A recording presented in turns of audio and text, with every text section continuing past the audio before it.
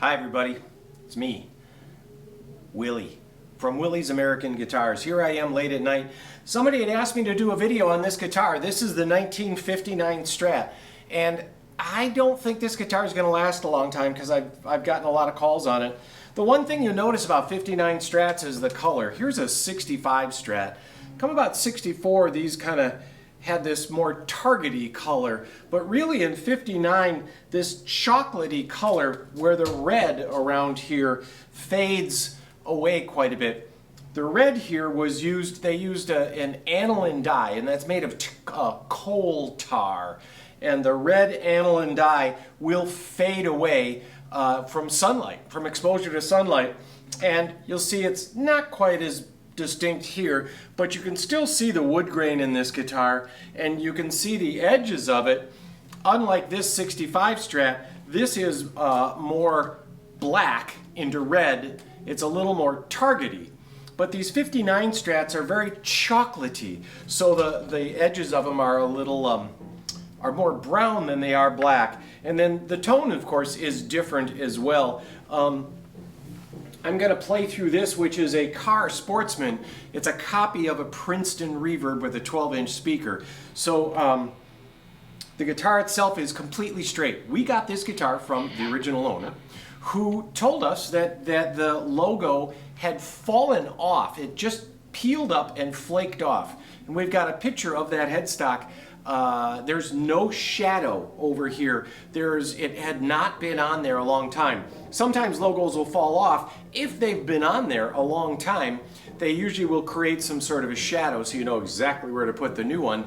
And getting logos these days is hard. Vintage guitars are on a rise, especially old Fenders, frankly, are really on the climb right now, and the interest is back. So, as you know, these originally only had 3-position switches. You would go from one to the next, and there wasn't a middle position to put on 2 pickups. So, of course, you know this, but this pickup, then middle pickup, then neck pickup. A lot of people had these instruments and didn't know that you could balance them in between. That was kind of a secret, to get that in between. You're thinking, well, everybody knows that. Yeah, in 65, 68, that wasn't true. So, I'm going to play this a little bit for you. It is all straight. The bridge saddles are so remarkably clean. There's original cover. This has a hang tag. This has the original tremolo arm. Every bit of plastic is original. Every single screw in the pickguard is original. And we were probably the first to ever take off the pickguard. You would see rubbing compound inside, because when they took these and put them on a buffing wheel, the rouge they would use on the buffing wheel would still remain scattered on the inside there. So that's why a lot of times you'll have to clean these completely straight guitars if they haven't been plugged in for a long time. This is a tremolo model. The neck is rather big. It's not huge. It's, I guess, a medium neck with some depth. In 1960, the necks really started getting wide and thinner this way, wider this way. This neck is really that more of a classic 59 neck. And in the bridge position,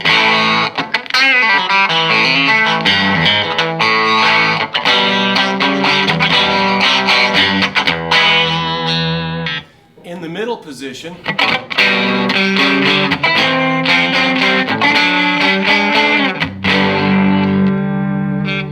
and of course in the neck position.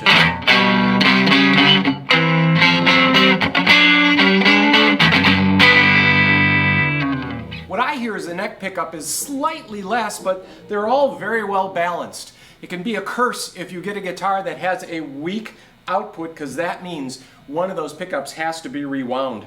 So all in all, this guitar is unbelievable.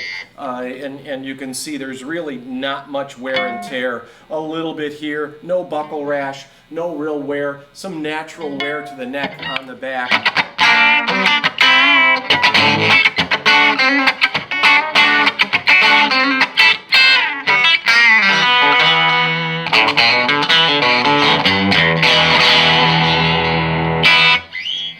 first introduced the Rosewood Board, Fenders were famous for maple necks, but the necks started to wear out and they started to get complaints. And being competitive, they added this Rosewood Fretboard. And the first couple of years was a slab board. So they have a curved maple board, or they have a curved fretboard on the top, I should say, but on the bottom is flat. So you'd have a flat board going on here, and the top would be curved. Later, by mid-62, both the top and back were curved. So if you look at a Strat like that, you can see, oh, well, the bottom isn't curved. That's called a slab board because it's a thicker piece of rosewood.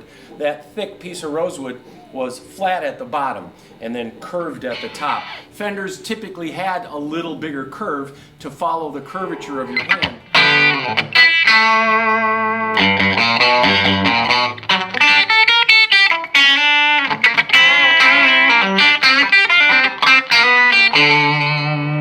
Middle between pickups, you kind of got to balance it.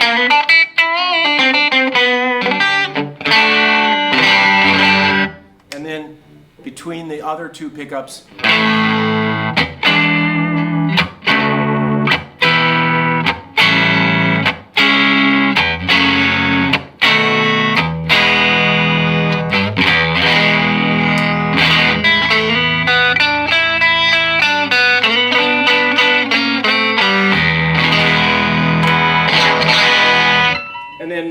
I'm going to dime the overdrive in this for a second, and then it's going to flood the microphone. So on that, I'll say goodbye for now. This is a 1959 fully pre-CBS Stratocaster. The first year they put the Rosewood board on, and the body date is late 59. The pots are dated 59. We have not taken the neck off because we don't want to be the first to ever take the neck off this guitar. Should you want to, you can buy the guitar and we can take the neck off, but does it matter if it's a late 59 or an early 60? Because in 1960, a lot of times there are not dates at the end of the neck. Yeah, it's true. Hope you have a nice holidays. We look forward to seeing you, and we're always interested in vintage guitars, so if you got something, let us know. Thank you.